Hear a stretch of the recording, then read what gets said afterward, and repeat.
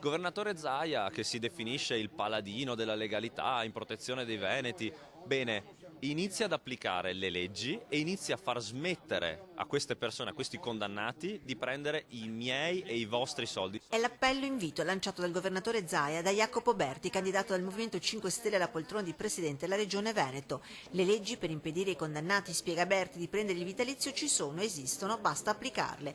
Chiaro il riferimento in regione ai casi più eclatanti di Marchese e Chisso. Impediamo a queste persone, persone come Marchese, come Chisso, che continuano a prendere soldi nostri. Il patteggiamento infatti, secondo il codice di procedura penale, è equiparato ad una sentenza di condanna, ma la Regione a tutt'oggi, ha spiegato il candidato del Movimento 5 Stelle, non avrebbe ancora fatto richiesta a Marchese degli atti della sua condanna.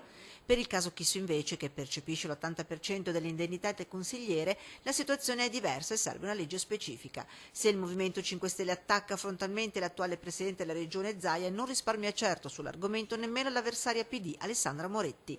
L'invito anche per lei, prima di parlare di onestà e trasparenza, è uno. Sarebbe decisamente meglio che iniziasse a fare un profondo esame di coscienza, a fare pulizia in casa propria e poi, quando avrà finito questo processo di pulizia di condannati e di indagati all'interno del PD, magari potrà iniziare a parlare con noi veneti.